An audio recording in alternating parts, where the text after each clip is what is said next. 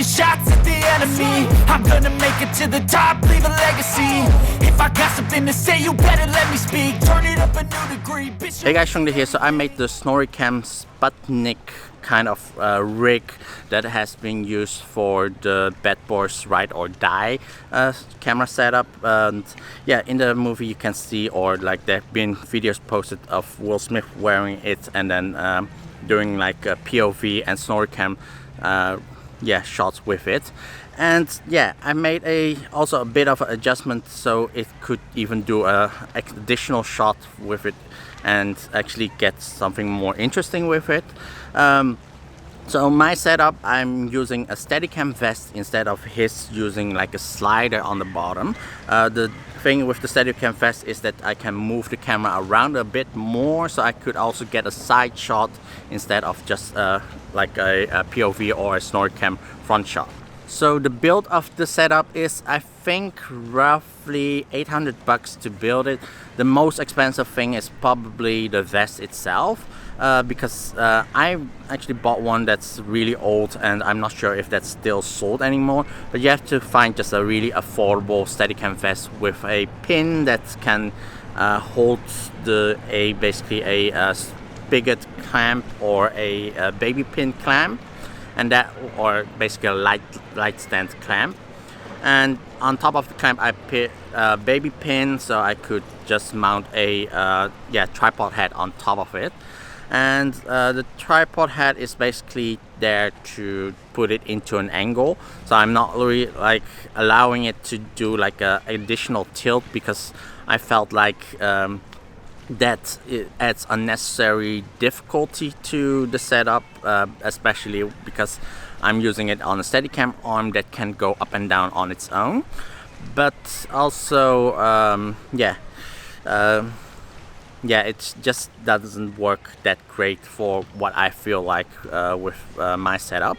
Then I basically used a small rig basic shoulder rig kit on top for the rails, and then on one side a 50mm clamp with a ball head on top and a crab clamp to hold the gun, and on the other side another rail clamp with a small tilt head with the camera on top.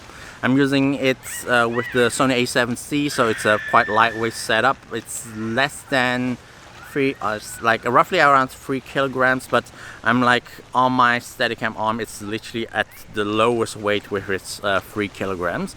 So you have to look out how heavy your camera setup is. I have like a V-mount as a counterweight, so it's kind of more balanced, so it's not like overly weighted on one side, to make it a little bit easier to like keep it straight.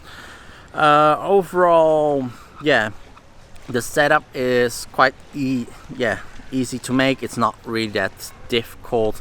It's not really clamped down onto the Steadicam arm. It's just on there, so it can also twist around quite easily without much friction. Because like I tried it with like several fluid heads, but a lot of my fluid heads basically doesn't have one that has a 0 friction pan, so most of them kind of like get stuck. So I felt it was easier just to have something that go onto the Steadicam arm and allow it to move around that pin on the Steadicam arm.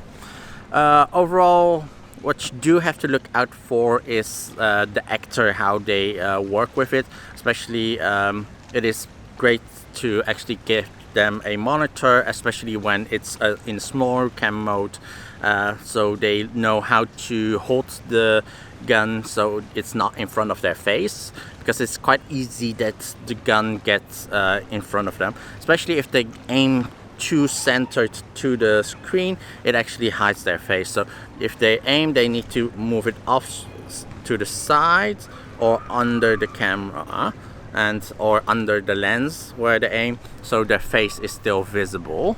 And of course they need to learn how to move the camera around without bumping it and everything.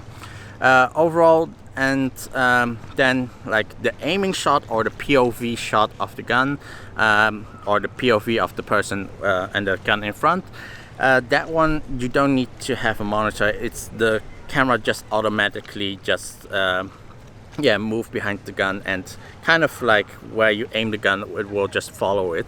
So it's quite easy for that.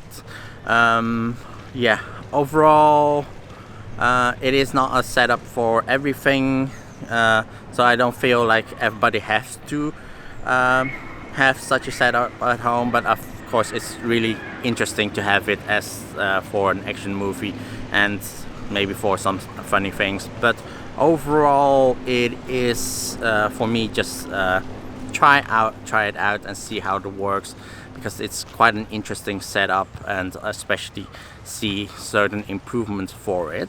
And yeah, you can see like when I'm using it going around the corner, I have like a around the corner shot with the camera on the side of me, instead of like the just having the camera in front and looking forward. So that gives it just a little bit more interesting. You could do also like an orbit shot, so moving it basically from the front and then moving it to the side of me. So that just gives an additional angle for certain interesting shots. Overall, it is suggestible to like work with somebody who is army base or police base, who know how to choreograph these kind of shots, because I only did like a test shot without asking those kind of things, because I've seen people talking in like the comments about like, oh, you need to choreograph it like this, they don't do the guns like that. And yeah, for me it was just a test shot. It's not like I'm a professional choreographer. So for me it was basically just testing out what angles I can get, what kind of cool looking shots I can get with it. Yeah, overall, yeah, quite easy, simple setup to build up. It's just nothing that you need to have on you, but just for maybe just rental houses, just interesting to just have the setup already there for if anybody ever need it to. And yeah, I might buy like a funny prop instead, and then do like a shot holding instead of the gun for a different movie. Just have it in for more funny kind of shots. But overall, I think like just for action movies, this is more of a setup that's used. So yeah, comment below what kind of other uses do you think this setup would have. And yeah, thank you all for watching, and I'll see you in the next video. Bye bye.